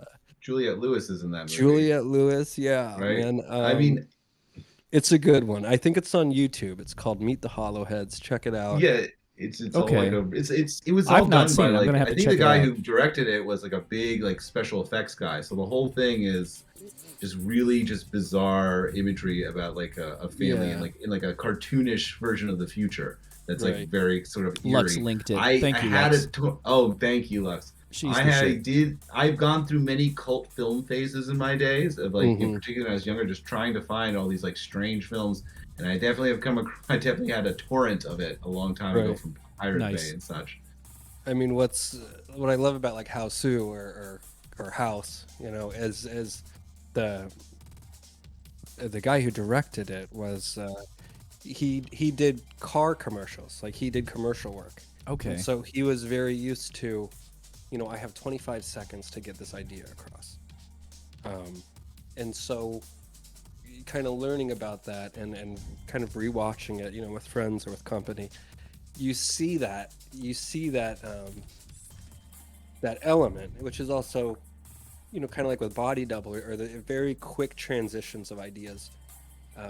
It's just, something I love about that film where, it has a certain pace and then it almost gets cut up into endless, just changing themes, changing music, in a rate that you're not used to in films. But those are the ones I own. Those are my two, Houseau and Meet the Hollowheads. I worry I have to Deep transfer cuts. them soon so they don't get eaten up. That's phenomenal. That would be answer. tragic. Please do. And then float me a zip file of each one. Yeah, yeah. Do you find a lot of influence in film in general, or interest, or cult films in general, or these sort of like strange, obscure, experimental movies that are just like strange little blips in the whole filmography world? I find a lot of more so from like documentary based things, like all the National Geographic documentaries. Right. They just every year they exist, they change. They, the tape, the magnet on the tape gets weaker, and so it becomes like a familiar. Like I think about that with like Boards of Canada's music. Yeah. It's it's a codex of all these things that have existed, documenting nature, documenting reality, documenting cults, documenting. So yeah, I get a lot of influence from documented reality. Do you ever see the Hellstrom Chronicle? No, I have not. You should watch the Hellstrom Chronicle. The Hellstrom Chronicle is actually a documentary about the behaviors of insects, but it's actually told from the perspective of a man who believes that insects are going to take over the world. Yeah. That sounds fascinating. And it's like done like deathly seriously. But it's from like Damn. 1971. It's like, I am not crazy. People have Yeah, thought my the- ideas are strange, the but they'll all 70s, see. Oh the my 70s god. are special, like the 70s, like 74 to 79. Yes, they is were. just a very Then because you it's- had so many things. You just had synthesis coming out, so a lot of TV studios were using like EMS, like VCS 3s, and like I think of the PBS logo with the three faces. They just all have this almost. I think there's like a group of people who rate them on how like terrifying they are. Like, there's Like, this thing have you seen that? Really? Like, people I are am like, the "Oh, spirit of lonely water video. It's like a British PSA from like the Yeah. 60s. That's the kind of vibe that I get. Yeah, and so if you find something, and it's weird how I always thought this stuff would be around forever. Like I always thought I could always go into a Goodwill and find a TV. I could always go into Goodwill and find a VCR. Oh, And it seems right. like they're just becoming more stale, and it's always around, but it's something to remember. Like the past eventually finds itself buried or collectible, and then all of a sudden you're paying $200 for a VHS tape that at one Mhm. point was 99 cents. Unbelievable. Fascinating. I remember when they and I love deconditioned them in films. I love the 2005. Troma films. I love. Oh, interesting. There's a Yeah. film called Deadbeat at Dawn. You know, there's. Uh-huh. I love movies, but influence comes kind of more from just strange emotional connections to documented reality or Mhm. things like that. I love Yeah, that. yeah, no, I definitely think you should check out Hellstrom Chronicle. Yeah, at some that's point. right up your Did you ever alley. watch any of these? There was like a whole period in like the beginning of the '80s too, which were all about like the fallout from nuclear war, and they had these really horrifyingly dark films. Like Yeah. there's one I'm thinking of called Protect Testament. and Survive. Yes, yes. Yeah. Things like that. Yeah, where you can. Yeah, absolutely. And so, like, I've learned through watching those, like, how to get the sounds, like how to if you just overload your output and you hit a certain size of tape, it gives you, it sounds just like an aged machine. And what's so fun about using tape is it varies with your year. So if you get a cassette, if you get a VHS tape, whatever the medium is, from 1982, you're getting that many years of artifact. You're getting that many years of sound that's going to have its own wow and flutter and decay to the tape. So it's really bizarre when you take a clean sound, even from a VST, if you take a clean sound and you put it onto an old tape, it sounds completely different. And that's always been, a big influence and technique in the music. Mm-hmm. This is why I always thought that vaporwave made so much sense being released on cassette in the first place. Yeah, true. 18K, since you are interested in kind of outsider or just more, experimental art, do you feel like there is any such thing as objectively bad art? Interesting question. I think there's polarities. I think there's someone finds something very fascinating, whereas somebody doesn't have a polarization towards that. When I think of like big, dubstep based things, where the DJ mixing board might be plugged in. Right. Some people love that. They live in that culture. They love it and they appreciate it. To me, I smile about it, just because I'm so disconnected. I'm not on that side of the table. But to call it bad, it's just too subjective, Yeah. When I think of like the group The Shags and their album Philosophy of the World, it's always funny how people they're hungry to tell you, like, listen how bad this is. So there's almost a different perspective of this doesn't sound good, but there's a reason to revisit it. There's a reason people search for it. There's a reason. Absolutely. So I think it's just perspective, and I think if you're aware of that, you can kind of see the seesaw of it. But if not, you can. It's easy to say, like, oh, I hate this, I hate that, I can't stand it, or this is boring, or this album's awful. It just depends on the person. On the flip side, do you think there is any such thing as objectively good art? Yeah, and again, I think it's the same answer. It's just, how it connects with you as an individual person. I mean, the thing about all these art forms is whether you are someone who gravitates towards it or not, there's some kind of technique involved in them, and even if it's not what you connect to, there is actually always something to kind of learn from it if you want to.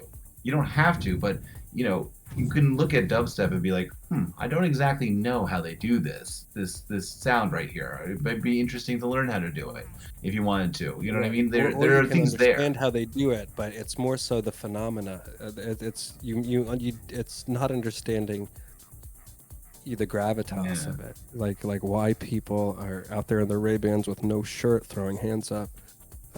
That's it's almost. But I will say, kind of in between on both of these things, I think that there's odors where people do things as a formula for something. Sometimes with vaporwave, I'll hear a song like I'll hear a fifth iteration of a song that's been sampled by many people. Yeah. And that's, it's unique and it's great for that person, but it kind of becomes stale, because it just becomes You're an not imitation of an imitation of a, I think a lot of radio music is like that, like Clear Channel, iHeartRadio, they own every FM frequency, and they have for years. And in the That's quite 70s, kind of up to the 80s, they banned that. They viewed that as payola, and they were like, you guys are paying to have your artist played. And they were like, you're not going to do that anymore. And so when you think about popular music in that era, there's a huge, vast ocean of different genres and sounds and influences and accessibility people had to music. And, Clear Channel came into business. They found a way around that. And now anytime you listen to like 93.3 The Mix, like 98.9 The Rock, like you're hearing music that's a pay to play scheme, or you're hearing, like, it's a chicken and egg analogy. Like, is a song popular because it's popular, or is a song popular because it's played? Right. Well said. That's always a difficult thing to figure out. You know what I mean? Yeah, and it's hard to tell when it's a music business, and it's the Excel guys, and so it's always a mystery to me how so many art forms exist, how so many different musics exist, and you kind of have to dive for them, And I've always appreciated like Bandcamp and things that empower individual people to just create, explore, give you a vast ocean to look for things that you find interesting. But I'm a little disappointed that radio, they're playing the top 40 hits, man. Yep. Like, here's that song again. I remember one time it was just like Adele and Gautier's Someone I Used to Know. Just like endless. Adele is still being played constantly, and it's still the same song occasionally from like 10, 12 years ago, and you're like, how did this happen?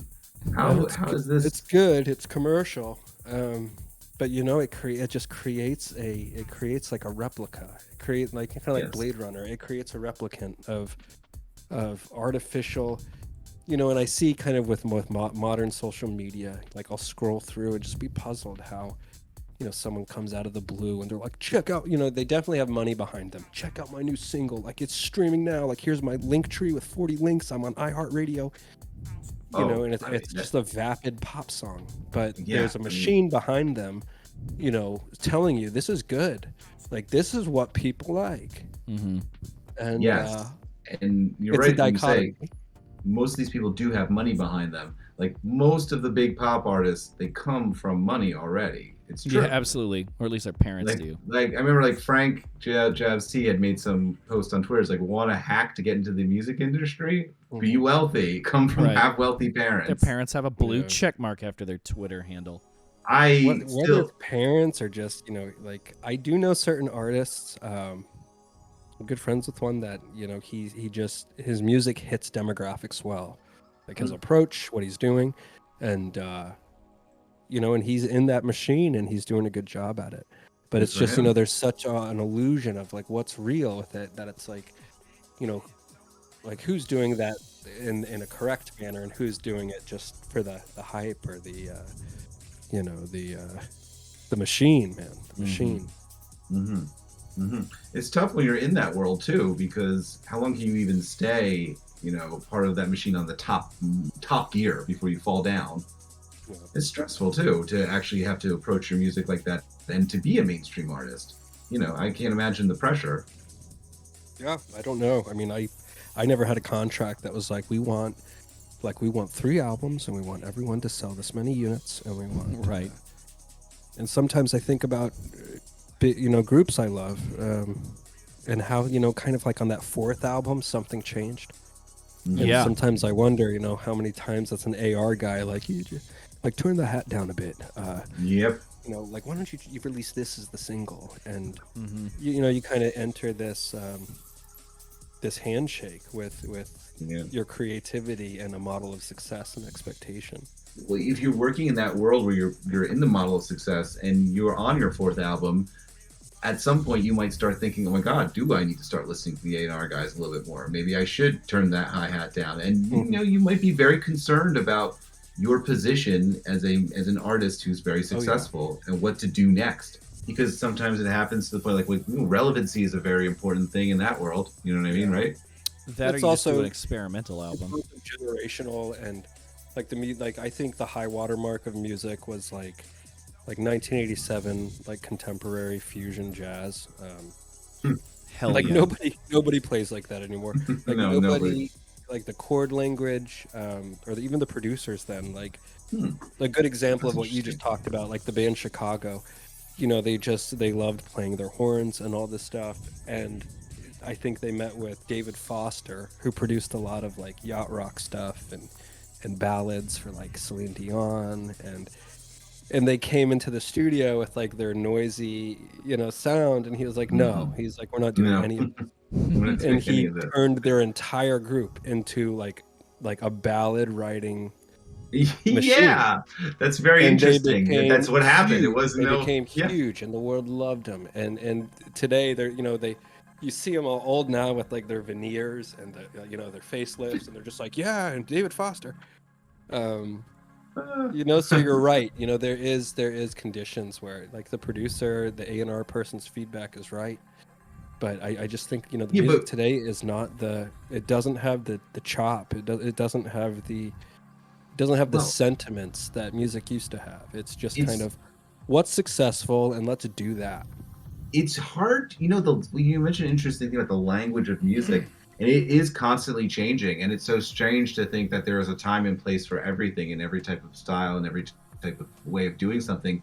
And once that time and place has ended, you can never go back. You know what I mean? Like, you can really never go back. And you know, sometimes ideas come back, but they don't come back the way you remember them, or they don't come back the way that they used to be back then. But like, yeah, all that stuff, every music we've ever heard from any time period, it can never fully come back, really. You know what I mean? That's kind of vaporwave, really. It's you know, yeah, again, as mentioned, it's like recontextualizing what the idea of you know, like an emotion or a sound or something is, and it doesn't have the same. Like, I think of how shoegaze music in the, you know, in the late 80s, early 90s was always noted as like a scene that celebrated itself. Yes, very much so.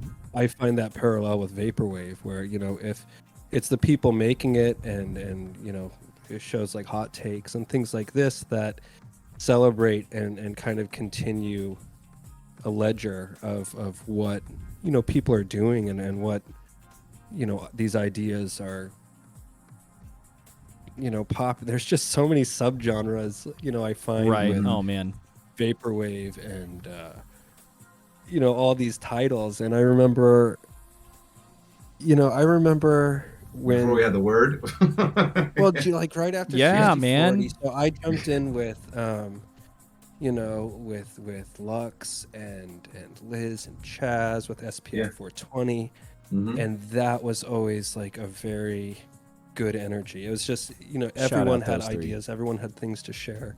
You know, we would hop into like turntable FM rooms, and you would just hear people take songs and bend them to their will and their idea.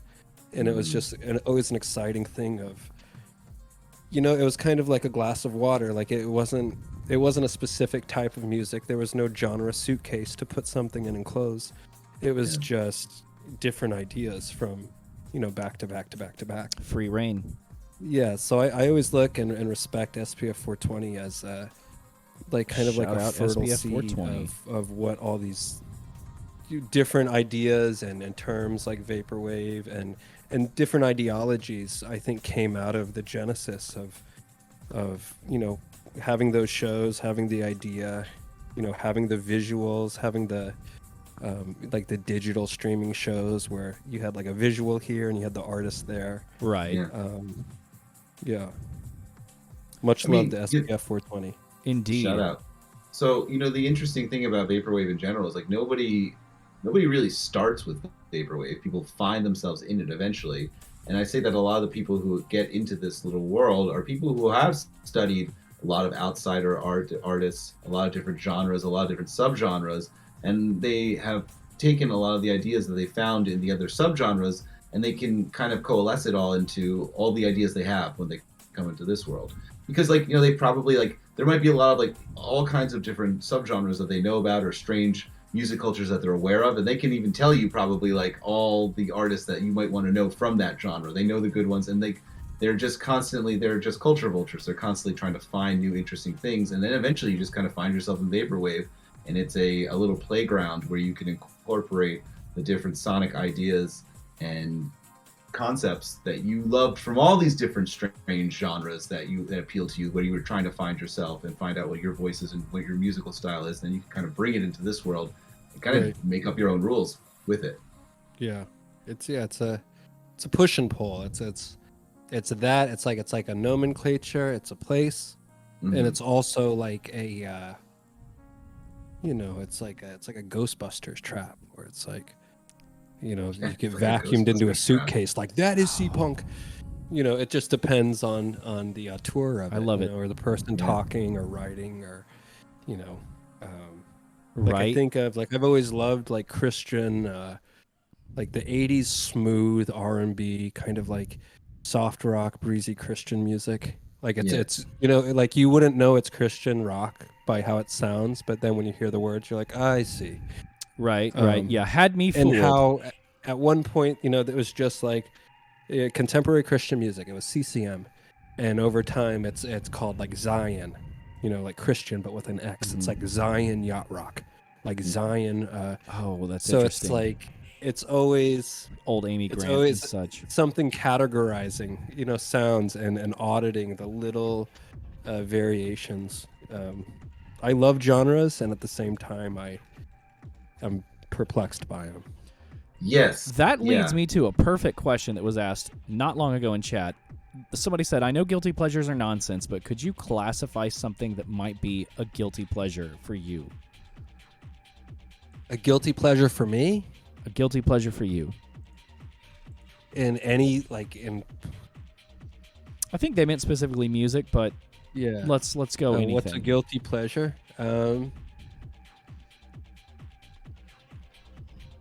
I mean, I never feel guilty. Just a pleasure. Good. But, you know, probably, yeah, the, you know, there's times where I'll share, like, you know, I've gone down some deep rabbit holes with contemporary Christian music. I grew up in that scene, so I know, probably it's know what always you're like, talking about. It's always like a DX7. It's always like a suspended chord. It's always like, it's got so many tropes in it. But, you know, there's times where it's just like, I'll love something. And it kind of works, doesn't it? And I'll think someone gets it. And so I'll like, you know, I'll share it. And then, you know, like my grandmother will like it. You know, right. Like, that's it. You know, so it's kind of like a... That's really fun when you go down the rabbit hole so deep that like you don't realize like, oh, this is great, and then you send somebody something, they're like, huh? Yeah. You're like, you feel like an you are excited in your own energy world right now. Right. Yeah, because And you went into it this doesn't world and translate. because you've been like surrounded by this musical world that's just you. It's just been your journey, and you worked so hard to find the thing in it that's like, oh, this speaks. This is the track that's really interesting. I've dug through like dozens prior to it. I found something. Guys, look what I found. And they're like, what? And they're like, oh, you haven't been listening to hundreds of these songs. Through your pearls before swine. You But, haven't acclimatized yourself. It just depends on like your set and setting, you know. Like Throbbing Gristle, I love Throbbing Gristle. I like heavy conceptual music, but you wouldn't like. It's kind of a car test, you know. That kind of like, if you get in a car, can you put this on, and is your car going to be quiet, or are people going to enjoy it? Right. And so anything that elicits a silent response, I guess you could say, is a guilty pleasure to somebody. That's a pretty good benchmarker. Like, I like the way that you. I like the way you navigated that question. That was good. Like that well, you know, I mean, I got to keep this chat happy, and this is a bit of an exclusive interview. So, you know, we're almost out of time too. But Pacific Plaza and Lux are very excited to know if you were in any early. Go for it, my guy. If you were in any early Facebook groups that they had going on, or did you find the scene kind of after that? I found this scene through um, through Lux, Liz, and Chaz, my good friends. What a holy trifecta. Yeah. Pretty much through SPF and Turntable. I was kind of just doing my own thing, and I just reached out and got to know them, and they would say they're doing this, or hey, hop on here, and it kind of gave me a place. It was my first introduction to logging into something, Right. since the days of like AOL, right, where you had your away message. Everything's always just been physical, in front of you, life, or True. IRL, as people say, I think. Yes, very much so. And that was my introduction to like a community of people that had so many great ideas, and Indeed. we're just on, like, you could, like, it was just like a tunnel of inside understanding and inside jokes and inside communication where the things that no one would be able to understand, or the Right. references you would make, or the appreciation of a like a Ferraro album that was listened to 3 times under a certain alias. They knew about it, and they could have that discussion with you, and they still do, and they still can. Oh, yeah. And so Miss those yeah, days. that I don't know about the earlier things than that, but SPF 420 and Turntable, kind of 2010, 11, 12, that was, I think, a lot of great things came out of that. Hell yeah. I Lot of imagine great you probably were a bit surprised at how well received your work was. Yeah, it's it kind of goes back to that first point I made about like you if you're making music, if you're creating something, if you're creating art, they're just seeds that you're planting. Right. The immediacy of success can be an illusion.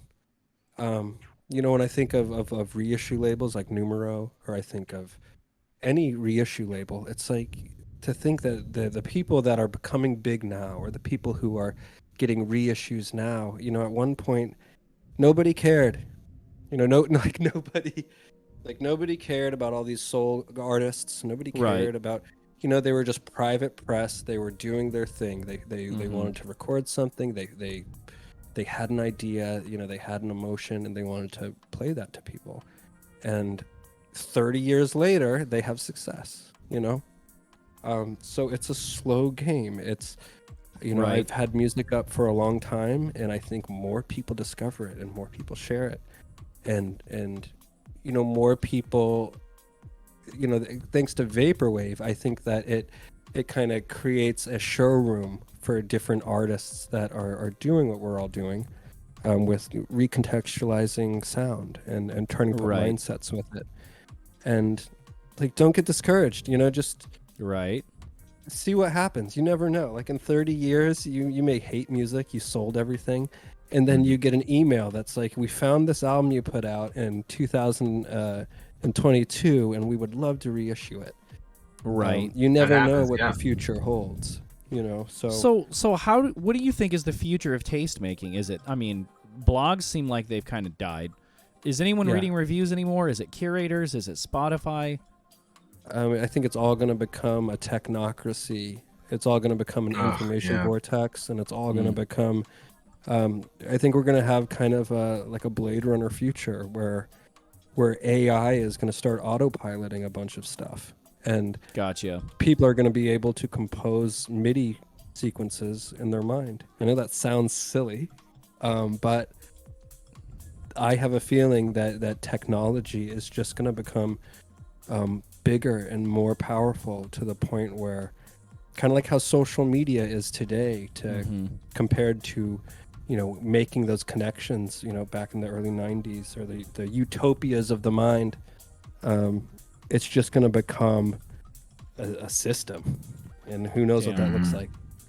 I completely agree with that, because once again, like I mentioned this earlier, but we were talking about like the social media thing, and people, everything at your fingertips, and people choose to flatten themselves. They choose Right. to make sure that their Instagram fits a specific look, a specific style. They choose to list 3 things that are their brand. You know what I mean? Like travel, foodie, lifestyle, like shopping. Oh my God, and the amount of them that will just love it when there is a brand, like a clothing brand, that's like, hey, can you be one of our brand representatives? And you're like, yeah, of course, great. Now you just sort of like just gave up your personality on the internet just so you could have that, say that you're a brand ambassador. Now everything you post, you have to tag that brand in and say, oh, I love my skirt from whatever the fuck. It's interesting. You have to It be is careful what you willingly say give 'cause that you up. want to piss that brand It's off. different, and I see it a lot. You know, like I like big skies. I like quiet areas. Like when I go to the city, when I go to New York City, it's overwhelming. And you know, when you're on like when you're on the subway or you're on a train or you're in Chicago on a CTA, you know, like I'll just sit there and you just look around and everyone is in a there's in a monologue, you know, with screens, and it's, you know, I'm not bitching about it, but it's an interesting present that the past would not have configured, I'd imagine. And so who knows what the future holds? It's out of hand. Yeah, it is. Unreal. I think It's just there's sort of got to like- be some light in amidst the din of darkness. I mean, being no able to darkness. make a song from your mind has got to be pretty rad. Yeah. Much it's- more accessible for the working class. Yeah, you just turn your instruments on and you just record, man. You just put it into a loop and see what you get. And, you know, luckily I haven't burnt out with the methods yet. Maybe one of these days I'll go pure, like, skirty polity, like meticulous digital. But yeah. that just seems like a nightmare right now. Skritty Politis, but that's an Yeah, the interesting best, reference. probably the best, like Skritty Wow. Politis, Cupid and Psych, probably the best produced album. Oh, I you mean, I'd think like to talk so? to It's a someone. very good album. I'm going to have to go back and listen to that again based on that I mean, it's recommendation. a little. It's Hell of one a of those things- recommendation. yeah, if someone hears it and they're like, "Oh, no, this is not my cup of tea," but from a stance of music, of production, of the sounds, of the people playing on it, it's, Yeah, you know, that's an impressive album. yeah, interesting. It really is. Well, you heard it Well, on Hot Takes. Skritty Politi. I don't know what the future holds. It's so difficult to understand where this is all heading and how much people are even going to leave their house. You know what I mean? Like, there's a lot of kids that aren't even getting their driver's license right now because they're just so, I don't know, they're just connected to this world, this reality. You know, they're just very into this reality. And it's just like, do you ever I don't know. revisit like when Steve Jobs announced the iPhone, like watching the YouTube video of that? You know, it's very no, I strange. haven't.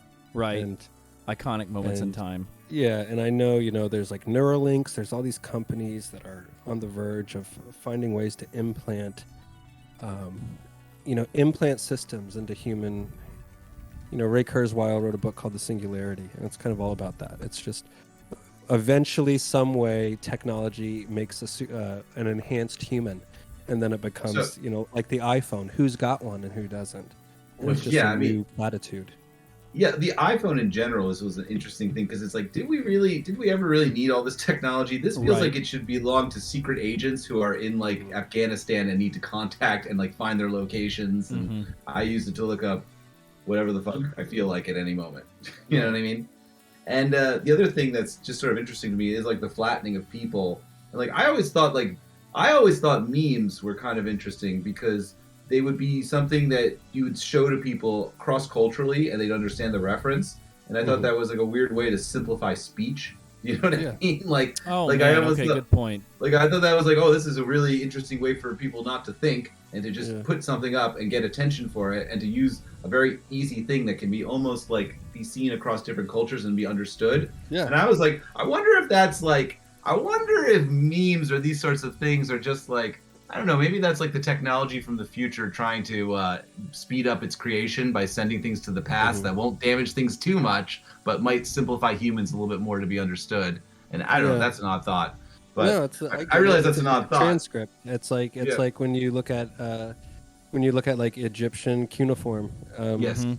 You know, in 1,000 years, what are people going to be like? Yeah, they would make these digital memes. Right. Who knows? Oh my God. Gentlemen, it brings me great displeasure to have to admit that we have 5 minutes left. for the Okay, broadcast we'll do some tonight. So we shout-outs. like to wrap things We can out, talk about that. 18K, with a shout out section where you get the floor to really say anything you want, promote, shout somebody out, anything you want. So we're gonna start with you. I don't have. I mean, I'm always working on stuff. I'll try to do it until I die. I'm never gonna try to hang Best up news I've heard all day. the process of recording and putting things out. And if I have to shout out anything, it would just be the community of people that are in this discussion. To you guys for having me on here and kind of putting a meaning to me playing around with stuff and making recordings over all these years. I appreciate the community and all the people that find interest and share it and talk about it and put mindsets to things. And it's the only reason that my music and other people's music lives on is through the culture and discussion of it. So I'm just shouting out the community and Absolutely. SPF 420, Liz, Chaz, Lux. I'm glad that I met them when I did, and I'm glad that I can always reach out and speak with them. Hell yeah. Yeah. I love it. Of course, you have an album you recently released also. Yeah, I put out Body Double. Just kind of a drop. Like, here it is. Like, Right. my Facebook Where can we get it? Where can we pay you Nope. for it? Just digital, baby. Digital. Just like 60/40. Just Hell yeah. digital. We got a.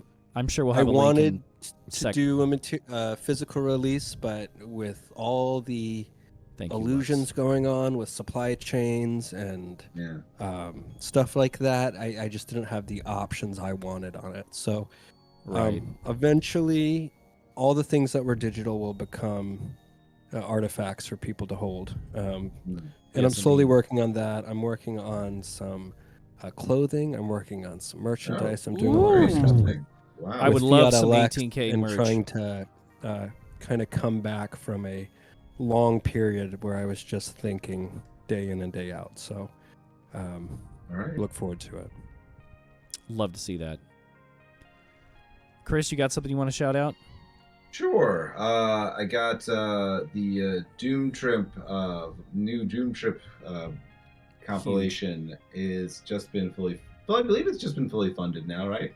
Anyhow, so. that's a vinyl release. It's gonna feature songs from myself and Luxury Elite and Eyeliner and Vape Error and Discoholic and Fiber and many other people. So the Doom Trip compilation's always a big deal when they come out every year. This is no exception. It's an excellent one. We were all told to bring our A game to make people dance. So you will enjoy this when it's released. Oh, and Skylar Spence also on it as well.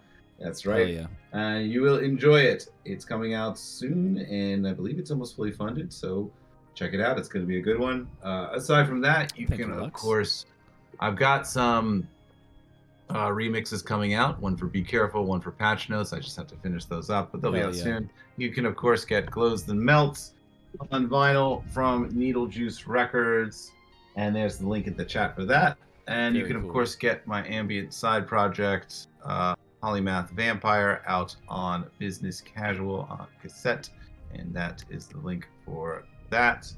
And that's Very the nice. beautiful cassette as well. And if you want to, Glows the Melts is all about my 20s, and Polymath Vampire is all about death, life, and existence. So there you go. Hell yeah. I think that's it for me. Any live? Oh wait, and also of course, July 31st is the show, Circuit Zero. They're going on Yeah, tour. Obviously, buddy. Simple Syrup and a Hero and Be Careful and Van Gogh, and I'll be joining them for the Philadelphia date that they play on July 31st. So Sick. check it out. Please Playing some do. live stuff. Hell yeah, man. I'm participating in that too. Wait, one more thing. And Terminally Chill NorCal is, I believe, Terminally this Chill. weekend with, and that's going to be Terminally Chill, of course, being the vaporwave dance party that I founded. This is the Northern California edition, and that is going to be in Sacramento at the Golden Bear, and will of course feature Fanta Cat, the manager and DJ over at Eternally Chill NorCal, and Frank Japsy will be the other DJ for that one. So it'll be a fun show. Hell yeah. Okay, I'm good. Show That's out. good. So, real quick before we wrap it up, I got a live stream event I'm participating in July 23, put together by my buddy Jink, featuring In Rail and a handful of other awesome people. It's going to be a good time. The event is called, let me see. Let me come back to that one because I can't remember what it's called, unfortunately. But on the 30th, we've got a little ad running after the show for the Coast to Coast Collective live stream, participating with Patch Notes, Luxury Noise, Simple Syrup, some other great people with a 20-minute deconstructed club set that I sent to them. Got live events for Circuit Zero in Lexington and Chicago, baby. So come out August 3 in Lexington, August 6 in Chicago. It's got a stacked lineup in Chicago. So definitely be there for a Hero, Simple Syrup, Van Gogh, and Be Careful. Going to be working with Autograph in late August after Electronicon. Autograph is coming through Lexington and Nashville. So I'm going to open for him along with, it's not been announced yet, but I'm pretty sure it's okay to mention Robert Beatty and Gene Vomit Terror are going to be performing with Autograph in Lexington. So I'm going to DJ between sets. And then, of course, it's not been announced, but you and I might be doing some work together at some point. We will be, yes. So that'll be very, very exciting. Keep your ear to the ground. I just got back from Nashville playing for Vaporium Nashville with iClick. That was hella cool. And I'm playing the Tape Swap, of course. If you're going to Electronicon New York, make sure to try to be there. It's been sort of announced, so I don't want to say a whole lot for fear of saying anything that may not be set in stone. But if you're going to Electronicon, you really should consider showing up a day or two early and then staying a day or two late. It's going to be lit. And then all that to say, most importantly, thank you guys all for tuning in. Thank you, Chris, again, for being my co-host. Thank you, 18K, for agreeing to this interview. It's been like the highlight of 2022. You think I'm exaggerating, but I'm not. If you guys feel so led, if the spirit moves you, hit that donate link. All donations. This is a totally DIY outfit. If you hadn't figured it out, we make no money. We're not Twitch affiliates. We do not monetize. Any donation goes straight to equipment upgrades and commissioning our friends for art for the show. Going right back to the community. So hit that link. We appreciate it in advance. Help us spread the word. And get your friends to tune in, man. It's good times. You'll see this episode on YouTube in the next few days and on podcasting services as well. And if you like hot takes, tune in again the next couple weeks, 9 p.m. Eastern at twitch.tv/hottakesvapor. Dennis, thank you so much for being our acclaimed guest tonight. It's always a pleasure. We love you very much, and we love for what you did for the community. You guys tune in next time and wish Dennis a wonderful good night. That's Hot Takes. Thank you.